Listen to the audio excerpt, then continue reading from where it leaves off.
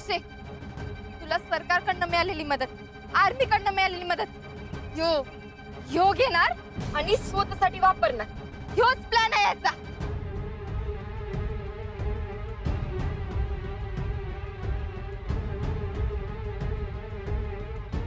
शीतल, अगं काय बोलतेस तू? मामा हो, मी खरं सांगते, हेच आहे ह्याच्या डोक्यात. शीतल, आपण कुठं काय बोलतोय याचा जरा विचार कर. शीतल, आज रक्षाबंधन म्हणून यो मुहूर्त काढलाय, ते बी तुला बरं वाटावं म्हणून. आणि तू राहुल्या, अरे तुला ए शीतल, तू या बरं इकडं. उगाच गावासमोर शोभा नको. हो मामी, माझं ऐकून तर घ्या, मी खरं सांगते. शीतल, तुला कोणी सांगितलं बाया संस्थाकडून पैसे खाणार आहेत ते? हा, कापली उचललीचे पण लावले टाळ्याला. गोट्या, त्यानं स्वतःहूनच सांगितलंय मला. राहुल्या, एवढे दिवस झाले की आठवलं नाही वे तुम्ही सगळ्यांनी? कधी बी याला आणि एकाला एकत्र बघितलं होतं?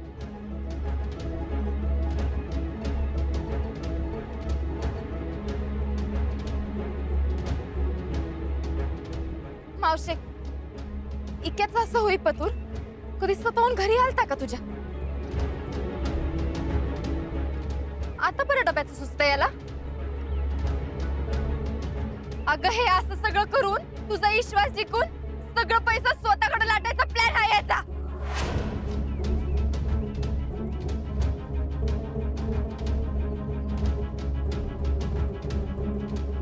हो वहिनी, उगाच ऐकून घेतोय म्हणून काय पण म्हणालोय. गोट्या, शांत बस. त्यांचा काय माझ्याबद्दलचा राग आहे ना मनात, येऊ दे बाहेर, बोला. नाही नाही भैया, ही पर्सनल राग तुमच्यावर काढती, आम्ही खपवून घेणार नाही. अशोकराव, शांत व्हा, असू दे. शीतल, तू मागे ये. सुमन, ए यास्मिन, मागे ये तिला. जितू काका, फसवतो या सगळ्यांना. शितले, काकी अगं ऐका तरी माझं. शितले, ऐसे वक्त में कुछ भी मत बोल. मी जे काय बोलते ना ते खरं बोलते. शीतल, बाळा, काय झालं ही येड्यावानी? हा, अगं भैया साहेब कमान उभी करण्यासाठी किती खटपट करतात. हा, आणखीन त्यांना जर ही कल्पना सुचली असेल तर लोक त्यांचंच नाव घेणार आणि यात वावगो काय? तुम्हाला सगळ्यांना कळत कसं नाही? ह्यो माणूस फसवतोय तुम्हाला. तुम्हाला आता नाही कळणार. तुम्हाला ना शीतल, झालं तेवढं बास झालं. तू चल घरला. नाही, त्यानं स्वतःहून कबूल केल्याशिवाय मी जातच नसते. सांग सगळ्यांना, तू संस्थाकडून पैसे लाटणार आहेस ते सांग. शितले, अगं पण तू चलित ना. काकी, अगं मी खरं सांगते ग. थांबा, आता आम्ही बोलतो. होय, हे खरंय. आम्ही मावशींच्या घरी डबा घेऊन जात होतो, पण हे काळजीपोटी नाही, त्यांना विश्वासात घेऊन पैशाची लुबाड करायला.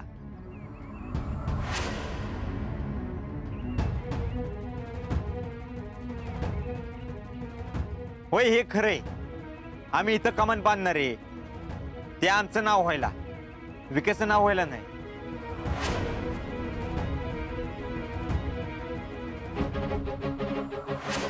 हे पण खरंय. आम्ही जी संस्था उभी करणार आहे त्यातून आम्ही पैसे लुबाडणार आहे. आणि याच्यामध्ये आम्हाला कोण साथीदार आहे माहितीये?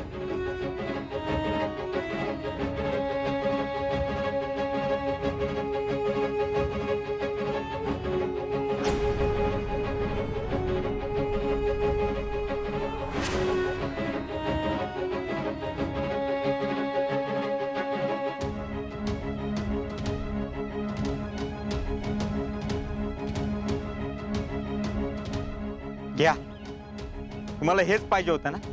सगळ्या गावासमोर आम्ही कबूल करावं. करतो कबूल.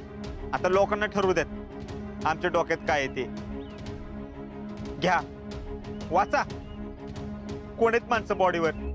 आमचं काय आहे कसं म्हणतं? आम्ही आहे का बॉडीवर? सगळे तुमच्याच घरातली माणसं आहेत. हे अध्यक्ष जयश्री बोईटे तुमच्याच घरातली, उपाध्यक्ष तुमचे काका जितेंद्र पवार,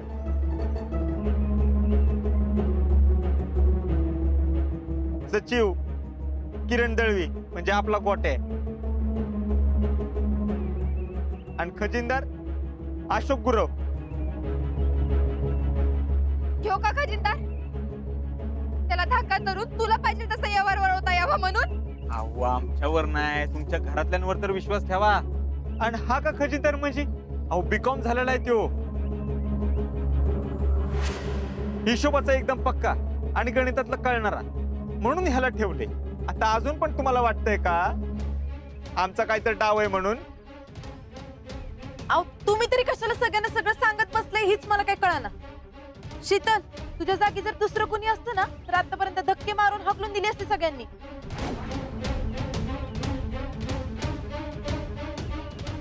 कशाला ही डगत वागतीस? तर काय सगळ्या कार्यक्रमाचा इतका केला राव. हे बाई शितले, चल तू घरी. अगं पण काके, शीतल, अगं आता तरी असं करू नको. अगं आपण सगळे मिळून इतक्यासाठीच करतोय ना हे. काय म्हणावं होतं तुला? शहाणी शहाणी म्हणलं आणि जाऊ दे, जा तू घरी आता.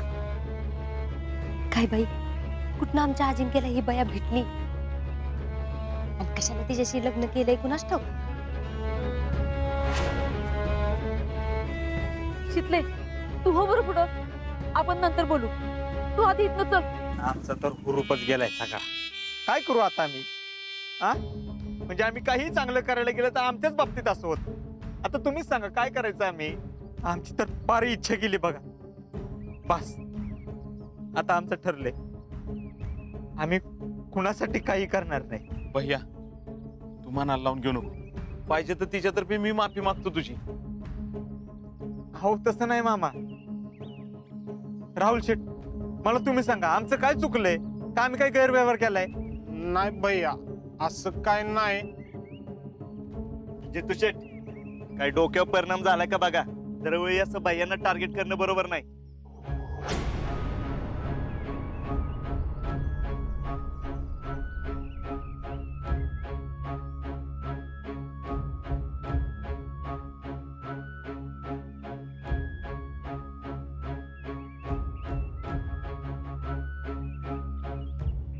भैया, मी काय म्हणतो, तुम्ही मनाला लावून घेऊ नका एवढं. नाही ना, एवढं सगळं करून पण आम्हाला ऐकून घ्यावं लागते. आम्हाला माफ करा, आमच्याकडनं काय चुकलं असलं तर. आम्ही जातो इथनं.